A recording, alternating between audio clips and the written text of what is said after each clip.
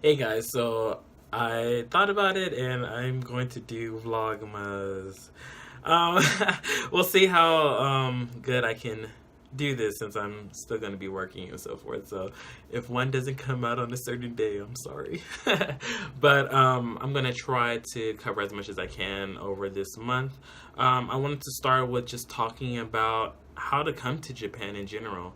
What I'm going to start off with is basically the same thing, kind of as what I just posted recently, but it's going to be more in depth than it was before. And I'm going to just go on specific topics instead of trying to put everything together because then there's some stuff that is like in between that you want to know that wasn't like said or so forth because I was trying to cover everything at once.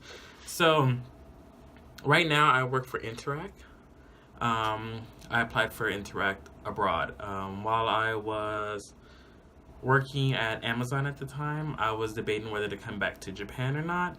And I thought, well, I'll just apply, and then if I got it, then I'll come back to Japan. If I didn't get it, then maybe I should be staying in America because I had just had the surgery, two surgeries. But I got it. The guy really liked me on the phone when we first talked, and then from there it just moved on to like from the phone interview to a regular interview to me coming to Japan. Now, the sequence of that is I applied during the period of coming for the start of the school year, which, if I'm correct, is between like June to probably like September, October, because I applied during that time. Like I applied at the end, and that's because I was really debating whether to come back to Japan or not. So I applied like way at the end, and then like 2 weeks later, I got a call because obviously I was already at the end of the period, and then they were already trying to start. So he called me, and then that when they call you, that's the phone interview already. So he was like, "Yeah, I'm going to conduct a phone interview, and just want to ask you a few questions." And they were basic questions like, "What do you want to do in Japan? Why do you want to go to Japan, and so forth? Have you ever been to Japan before?"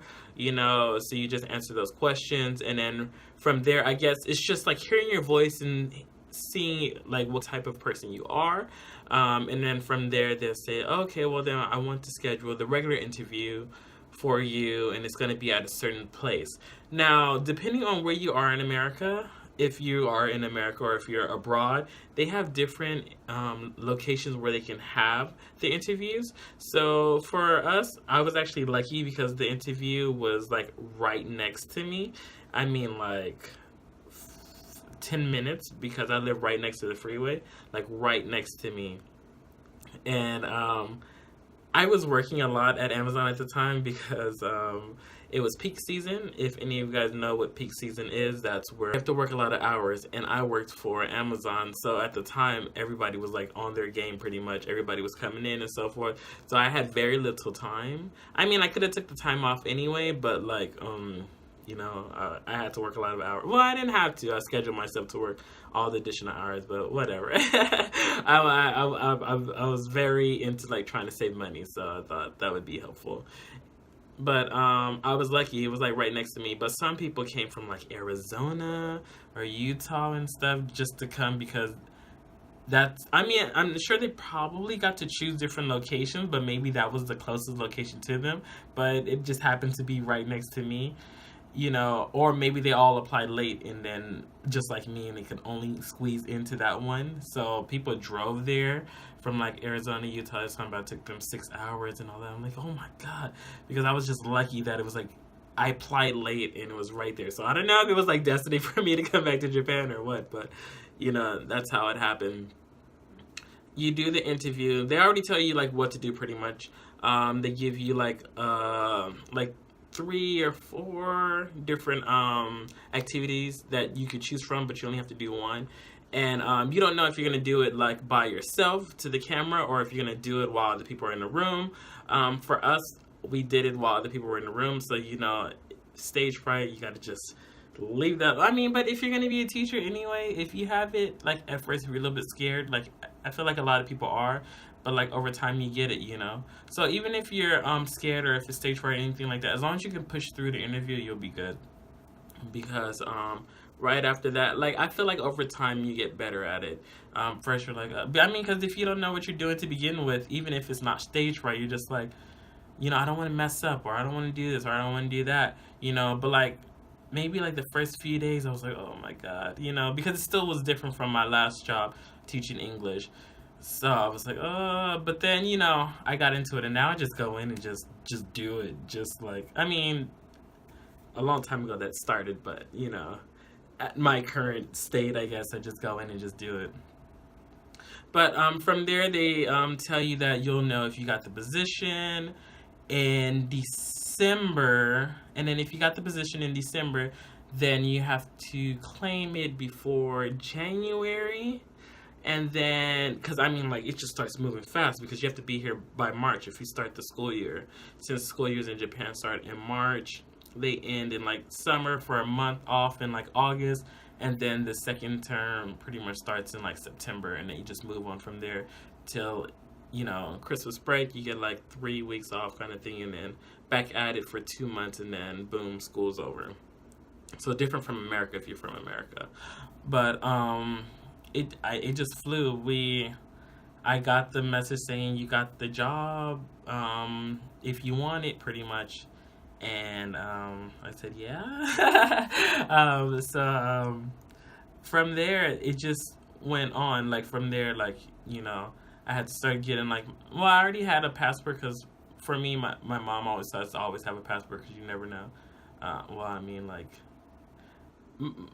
well, because my mom is also from a different country too, not from America, so that's probably also why we have to always have a passport in here, just because we have to go back home, pretty much, to see our family, or if something happens, something like that. But pretty much, we just move on from there to like passports, visas, and so forth, sending them the information. Once you send them the information, you have to do like some little small classes. Like, if you've never been to Japan, they just want to give you kind of like a breakdown of what Japan is like.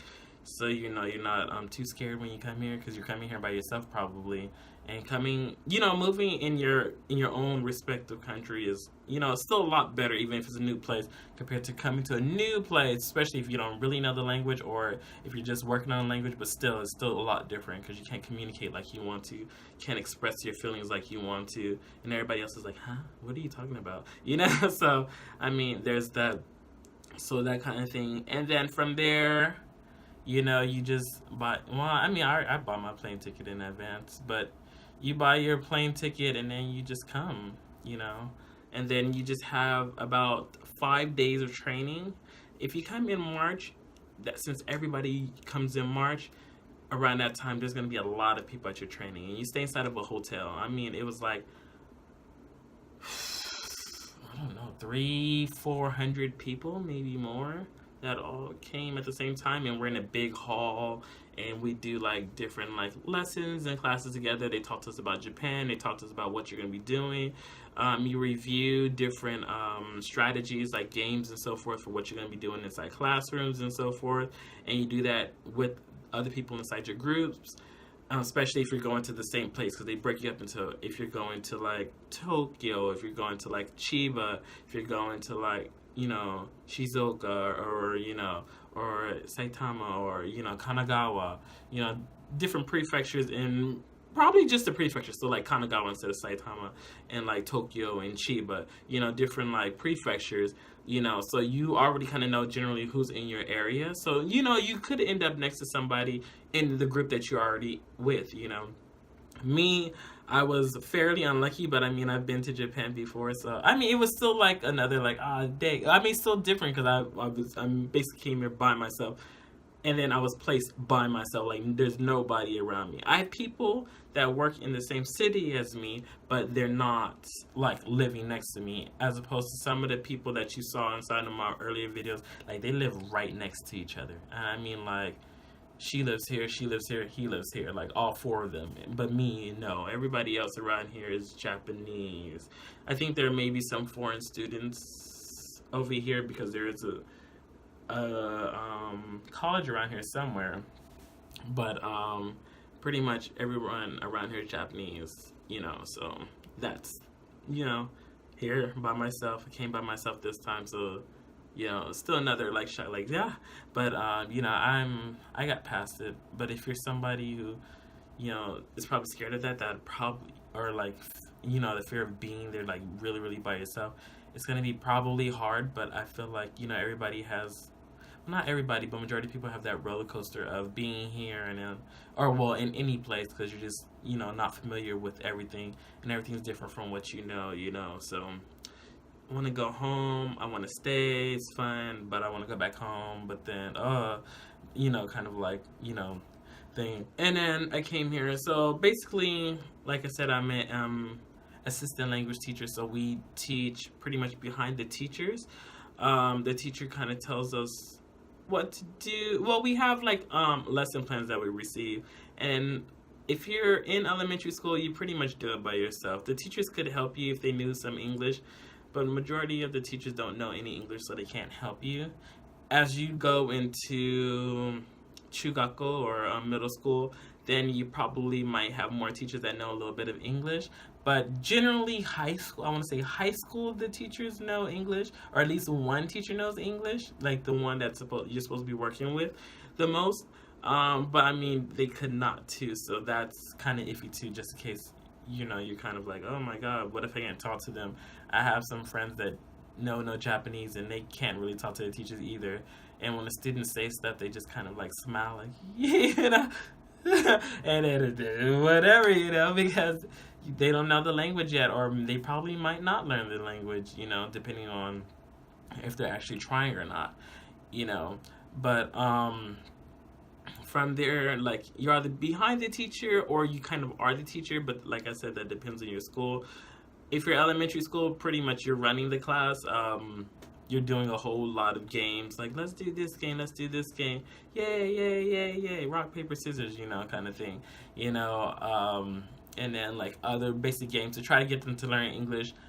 But I mean, to each their own. Some people like it, some people are like, depending on what you actually came here for, you know.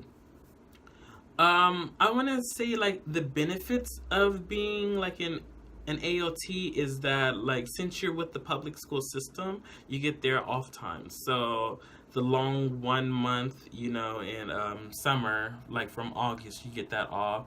You get about 2.5 weeks off for Christmas, and then if you already come here, so you stay in 1 year, then you also get that next break off in what that would be probably like March to like April, like another month off, if you're gonna start a second year here. So you get those like times off, and like during this time you could just travel, or go see more of Japan, go see Korea, go see other places in Asia. So if you're coming here to like travel and get to know more of like Asia, or traveling is your thing and you just came to Japan to be closer to Asia, like you get a lot of time off, like almost about 3 months, I want to say. Plus we get vacation time, which is about 6 days that you occur after 6 months, or you can start using after 6 months. So they want to know that you're going to be here, obviously. But you can use that for if you're going to be sick, or obviously if you need to go back home for some kind of reason or something like that. So you get a lot of time off. So that's like the biggest benefit, like if you're like traveling around different places. Now, time of work can vary. My time is, what's that, 8:15 to 3:05. So I work about 6.5 hours a day, even if I don't actually work 6.5 hours a day. Now, you're supposed to be at school from your scheduled time to your end time. If you're elementary school, you're probably gonna tend to get off earlier than somebody who has middle school, because you can work up to like 30 hours in 1 week. That's like their thing of 30 hours in 1 week. But that's just scheduled time. So if I'm scheduled from 8:15 to 3:05, I have to be at school just for that time. So the classes that they give you the schedule for, your teachers will give you a schedule, and then that's the classes you will have. Like maybe I'll have this day first, second period, and then third and fourth I won't have anything, but usually you eat lunch with the kids, which could be good and bad. Good if you don't mind trying different things. Bad is if you don't like to try different things, because a lot of the stuff is going to look kind of different, like even from regular Japanese food, because that's just stuff that you don't really see at a Japanese restaurant, and you're just like, wait, what is that? Is that little baby fish? Like, what is going on, kind of thing. And that happens a lot. So I had a lot of friends who was like, I can't eat with the students because I can't eat that food. And you're supposed to be kind. Even if the children don't really eat everything, you're supposed to, I guess, be the adult and just eat everything. But like, if you don't want to eat stuff, they tell you like, just don't eat it, So you'll be fine with that. But yeah, so I may just have 2 classes. The classes are about 45 minutes if you are elementary, about 50 minutes if you're like chugako or koko, which would be middle school and high school. So sometimes I could only work like 1.5 hours in a day, and then the rest of the time I just pretty much sit there, I in like inside the teacher's room. I can study Japanese or plan out my next lesson so I don't have to do it at home and stuff like that, So like you get a lot of downtime too. So it can be like pretty like fun. I mean, if that's what you like to do, because you have downtime to do different things, I mean, you can't like video chat or you shouldn't be on the phone really, but like talking to people. But I mean, if you want to quickly message your parents back home or whatever, because obviously the time difference is different, you can do that if you have downtime. You also have 10-minute breaks supposedly. I never get the 10-minute breaks. The teacher's always talking to me, or the students are holding me back trying to play with me or something.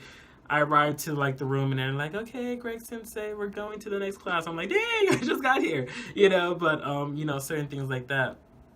So I want to say you get a lot of time off, but like, I mean, that's just like in America too. So like if you have about, if you work at like an elementary school or any kind of school, you get the times off unless you do like summer school or anything like that, but it's the same thing here. So that's pretty cool. Like I said, if you want to travel around Japan, if you want to travel around Southeast Asia or anything like that, like there's a lot of things you can do in that downtime. Plus, like I said, I only work about 6.5 hours a day, so like that other time you can like try to meet people, depending on where you live. Maybe you can like head to like maybe Tokyo or Osaka, after work or something, to try to meet up with people and stuff like that. So you have a lot of downtime. There is no overtime, but sometimes your schedule can change. Like if they want you to go to like a meetup on Saturday, so maybe this week you work Monday through Saturday, generally they'll give you like, your teacher will give you like another day off the following week. So maybe like that Tuesday or whatever you don't work or whatever, or the next upcoming Monday you don't. So you have like Sunday and Monday off instead of Saturday and Sunday.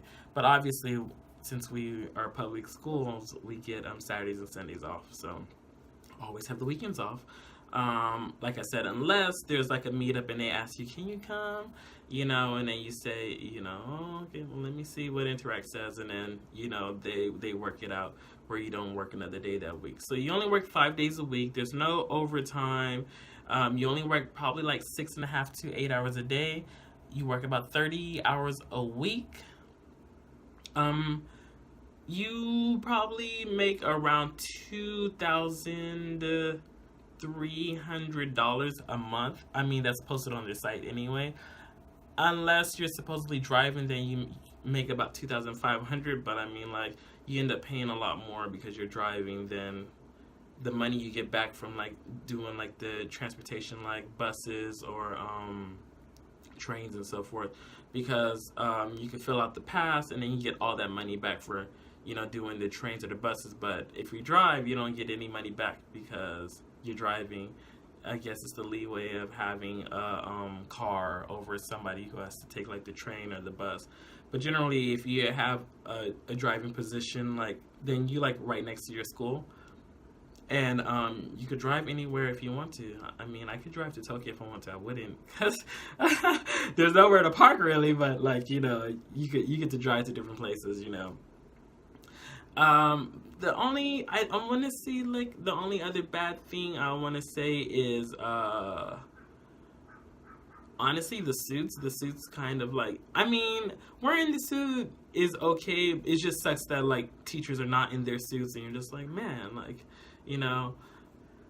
can I change out of this? And then like I said, when the kids want to play with you and you don't mind playing with them, you know, but like at the same time you're like, I don't want to do it in this suit kind of thing, but like that's all you have. I mean, you could probably bring it and change your clothes, but like change it for like 20, you know, like what, 20 minutes to play with the kids, and then hurry up and change it back and then go into your next class. That could be kind of like a hassle, you know, and by the time you're changing, you're already wasting time playing with them anyway. Sometimes I play with my suit. The only time I brought a change of clothes is when I was doing the marathon. I had to start doing that because I was getting sweaty and I felt just so disgusting because my suit was just like, and I'm just like, you know. But that's pretty much it. That's the only thing I really don't too much care for is like wearing the suit all the time. I feel like we should be able to do the jumpsuit too, or at least be like Jet or whatever, where you can just wear whatever, because I feel like, I mean, I don't understand the point of the suit to begin with. But the only other thing is, like I said, you have trouble in general with like talking to the Japanese teachers because there's no real communication. So since everything is probably given through Interac, or you may receive your schedule from your teachers, that's pretty much it. They give you a schedule and that's it. You just work your schedule, you know. But there's no real communication. Like I said, majority of them probably don't know English, so if you don't know Japanese, then you can't talk to begin with, but they don't really try either. But I mean, that's the whole kind of like personality thing too, which I'll go into probably next week when I start talking about just Japanese people in general. But this week we'll focus mainly on how to come to Japan. If there's anything that I left out that you want to know about Interac, I think I pretty much covered everything from like vacation to time off to like overtime being none, you know. But if there's something I left out that you want to know, let me know and I'll probably cover that in another video. Or if it's just something super small, then I'll just, you know, just comment and I'll just answer that. See you guys next time. Vlogma 1 done.